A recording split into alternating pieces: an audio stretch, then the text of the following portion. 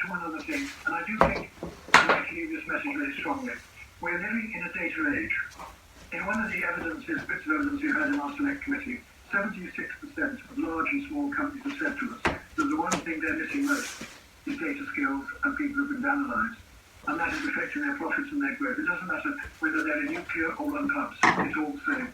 And so I think you want to focus on very particular things. And one of the things I would focus upon is data skills, because that will have a big effect upon the teaching and also lead to the abandonment of EBAC and progress aid, which I think is also necessary as well.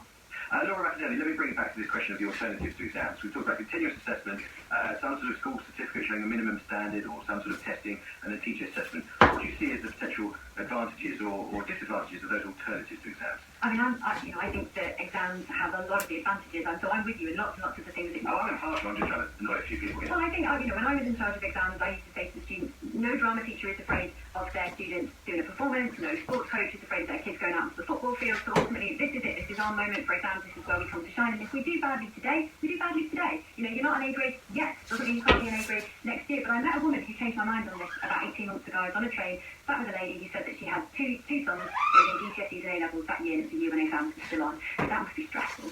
She said, well, it was worse. Their father died recently. And I obviously said, you know, it's awful, how are they? And she said, well, we thought they might be able to get some extra marks for their exams, but we only get them within 6 months of the exams, so he died 2 weeks too early. And I remember when she said that to me, suddenly thinking, this is ridiculous. All of these exams, we get kids who are 16 to sit, upwards of 20 exams within 2 weeks. And if something happens in those 2 weeks, there is a misery rate card you can get from the exam board, and it gives you 5% for losing a limb, or so many percentages if you've got an illness or anything else. But actually, that just morally doesn't sit right to me. And I love exams. I think when you look at coursework, there are problems with the amount of time it takes up, there's problems with bias, there is problems with teaching, you have to accept even if it's a small percentage in the population. But that's not right. So I've been rethinking, and for me the bits where we need to rethink are A, subjects, that's come up a lot today. Is it right that we do 10 subjects? Actually, is it right we only do 3 now at A-level most of the time? That's ridiculous. In almost every other country in the world, doing English and maths to 18. We could just do anything. I could do geography, PE, and history, I could do science, maths, whatever. I think we need to rethink that. But also maybe we need to rethink when, and actually should it be one shot?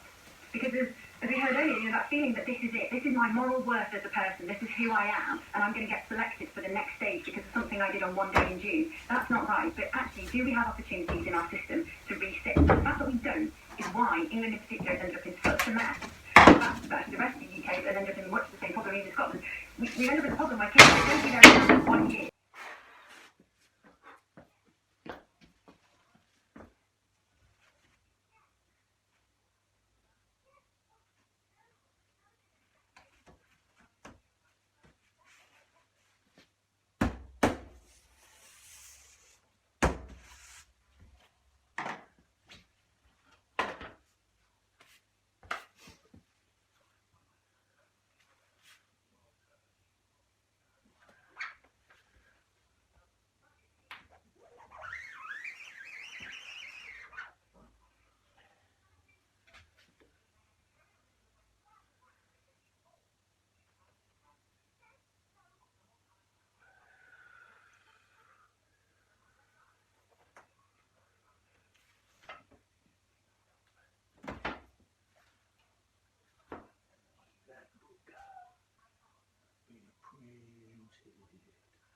Oh shit.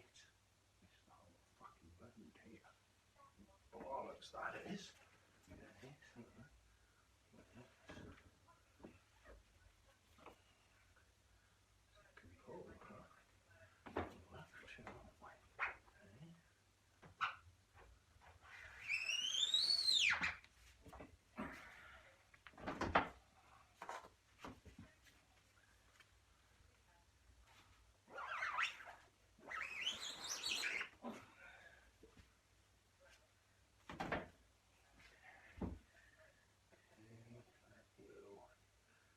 Do, yes, yeah.